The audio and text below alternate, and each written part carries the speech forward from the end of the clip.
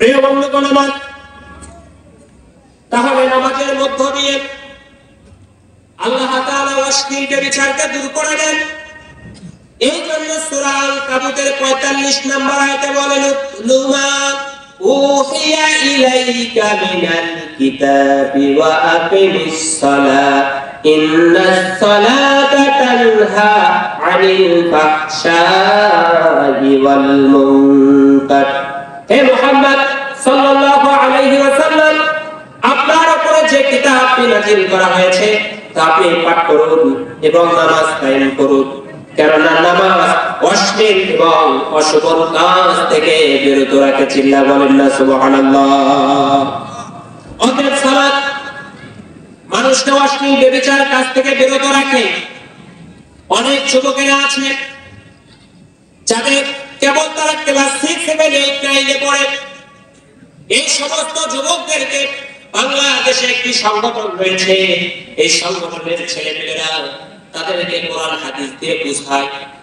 তাদের একটা ম্যানিফেস্টো থাকে, একটা রুটিন থাকে। এই রুটিন মাফিক তাদেরকে জিন্দেগি যাপন করতে হয়। প্রত্যেকদিন কয়েকটা নামাজ তাদের পড়া হয়েছে, কাজা হয়েছে, কোরআন পড়েছে কিনা, হাদিস পড়েছে কিনা, ইসলামী সাহিত্য পড়েছে কিনা এবং ক্লাসের বই কতটুকু পড়েছে। এই ছাত্ররা রুটিন মাফিক যখন জিন্দেগিটা যাপন করে নামাজের বদৌলতে আল্লাহ তাআলা এদেরকে চেনা ব্যভিচার থেকে তিনি হেফাজত করেন। চিল্লা বলেন ঠিক কিনা? তাদের দ্বারা অন্যায় হয় না, তাদের দ্বারা জুলুম হয় না, তাদের দ্বারা রাহাজানি হয় না, তাদের দ্বারা সন্ত্রাসী হয় না, তাদের দ্বারা ডাকাতি হয় না, তাদের দ্বারা ইফতিজিং হয় না, তাদের দ্বারা জেনা ব্যভিচার হয় না, তাদের দ্বারা ইসলামের কাজ সংগঠিত হয়ে যায়। ঠিক কিনা বলেন? এই জন্য আপনার সন্তানকে যদি আপনি মানুষ করতে চান, ইসলামের দাওয়াত দিতে হবে, নামাজের দাওয়াত দিতে হবে। যারা আপনার সন্তানকে জান্নাতের পথের দিকে নিয়ে যায়, ইসলামের দিকে দাওয়াত দেয়, কোরআনের দিকে দাওয়াত দেয়, আল্লাহ রাসূলের দিকে দাওয়াত দেয়, ইসলামী আন্দোলনের দিকে দাওয়াত দেয়, এই সমস্ত সংগঠনের সাথে আপনার সন্তানকে সম্পর্ক করে দিতে হবে। ঠিক কিনা বলে? প্রিয় বন্ধুগণ আমার, এই জন্য নামাজ এমন একটি শক্তিশালী রকম যা মানুষকে অন্যায়, অসত্য এবং অসবল কাজ থেকে ফিরিয়ে রাখে, গহীন অন্ধকার থেকে বের করে উদ্ভাসিত আলোর পথে নিয়ে আসে।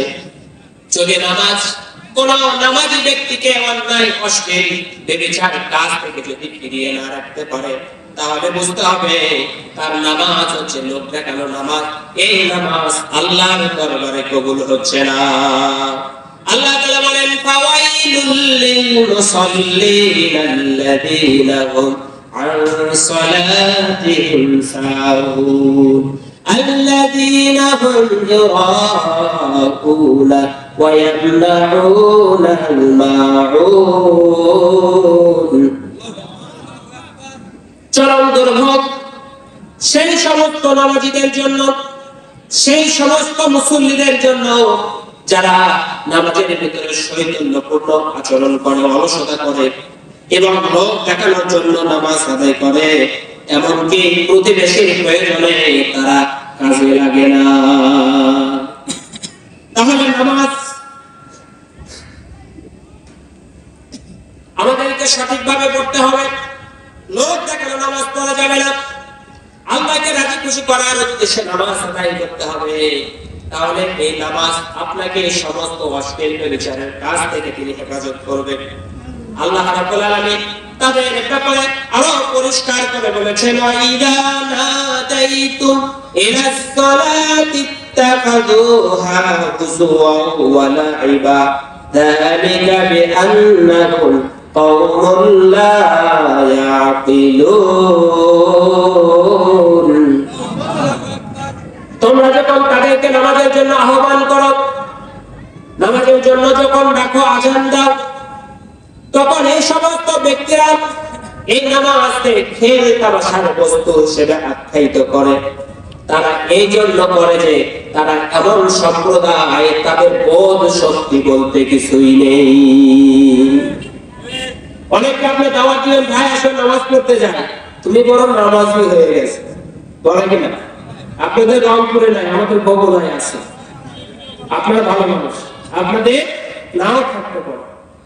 একদিন ডাকবেন, 2 দিন ডাকবেন, রাগ করে বলে যা তুই খুব বড় নামাজি হয়েছে, যা তুই একাই জান্নাতে যা, আমি যাবো না, আমার টেনশন তোর করার নাই, ঠিক কিনা বলো? এরকম বলে কিনা? আল্লাহ রাব্বুল আলামিন তাদের পরিচয় দিয়েছেন, তারা এই কথাগুলো এই জন্য বলে, তার মানে হচ্ছে তাদের মাথার ভিতরে কোনো ঘেলু নাই। কি নাই? মাথায় ঘেলু, বুঝেন তো? মাথায় মাল নাই, মাল বুঝেন? এই মাথায় মগজ নাই, যে মগজটা আছে সেই মগজটা শয়তানে ক্রয় করে নিয়েছে, ঠিক কিনা বলে? তাহলে এইভাবে নামাজ আদায় করলে আল্লাহ তাআলা কবুল করবেন না।